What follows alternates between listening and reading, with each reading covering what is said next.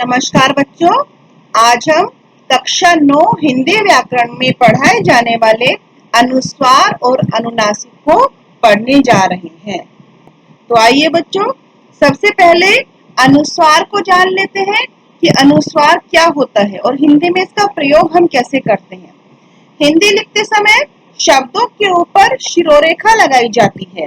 अनुस्वार का प्रयोग शिरोरेखा के ऊपर बिंदु के रूप में होता है। अनुस्वार को नासिक्य ध्वनि भी कहते हैं।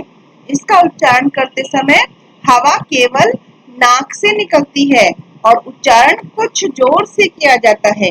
इसका प्रयोग आ जैसे किसी स्वर की सहायता से ही संभव है, जैसे संसार। इस शब्द का अगर हम वर्ण विच्छेद करें तो स, आ और न मिला करके, ना क्या है, पंचम वर्ण है, नासिक्य ध्वनि है। अ, स, आ, र, अ। ठीक है। अनुस्वार का अपना कोई रूप नहीं होता। इसका उच्चारण आगे आने वाले व्यंजन से प्रभावित होता है। यह जिस व्यंजन से पहले आता है उसी वर्ग की नासिक्य ध्वनि अर्थात उसी वर्ग के पंचम वर्ण के रूप में उच्चारित किया जाता है। जैसे उदाहरण देखेंगे आप, गंगा, पंजाब, घंटा, जंतु, संपन्न। तो इसमें क्या देख रहे हैं आप, जिस वर्ग का व्यंजन है उसी वर्ग का पंचम वर्ण यहाँ पर प्रयोग हुआ है, अर्थात नासिक्य ध्वनि यहाँ पर प्रयोग की गई है। तो अनुस्वार का प्रयोग हम कैसे करते हैं जान लेते हैं। प्रत्येक वर्ग के पंचम वर्ण को उसी वर्ग के प्रथम 4 वर्णों से पहले, यानी किसी भी जो हमारे 5 वर्ग हैं, कवर्ग, चवर्ग, तवर्ग, टवर्ग, पवर्ग, उन पांचों वर्ग का जो प्रथम 4 वर्ण है उनसे पहले हमेशा अनुस्वार अर्थात बिंदु के रूप में हम उसको प्रयोग करते हैं। जैसे कंगन, पंजाब, चंदा, सुंदर। यदि 2 पंचम वर्ण, यहाँ पर हम क्या किसकी बात करें, 2 पंचम वर्ण एक साथ आए तो वहां पर अनुस्वार का प्रयोग नहीं होता। वहां पर क्या होता है, उस पंचम वर्ण को ही प्रयोग करते हैं। जैसे अन्न, सम्मान, चिन्मय आदि। या, व, ह से पहले अनुस्वार के स्थान पर पंचम वर्ण का ही प्रयोग होता है। जहाँ पर या, व, ह वर्ण आते हैं उनसे पहले हमेशा पंचम वर्ण का ही प्रयोग होता है। अनुस्वार का वहां पर हम प्रयोग नहीं करते। जैसे वन्य जीव, कन्हैया, अन्वेषण।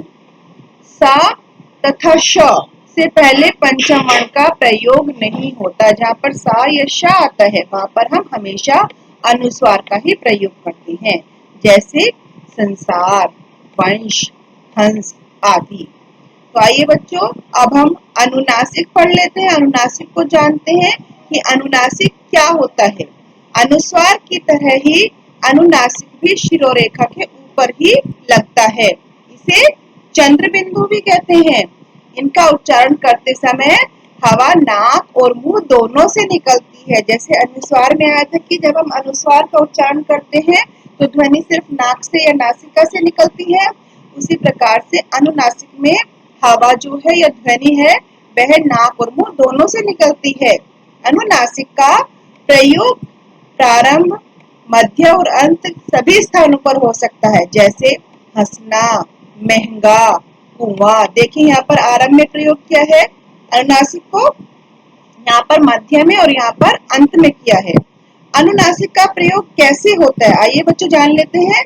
जिन स्वरों तथा मात्राओं का कोई भी हिस्सा शिरोरेखा से बाहर नहीं निकलता, हम बात करें कोई भी हिस्सा शिरोरेखा के बाहर नहीं निकलता, वहां पर अनुनासिक अर्थात चंद्र बिंदु का प्रयोग होता है। जैसे बांसुरी, गांव, तितलियां आदि।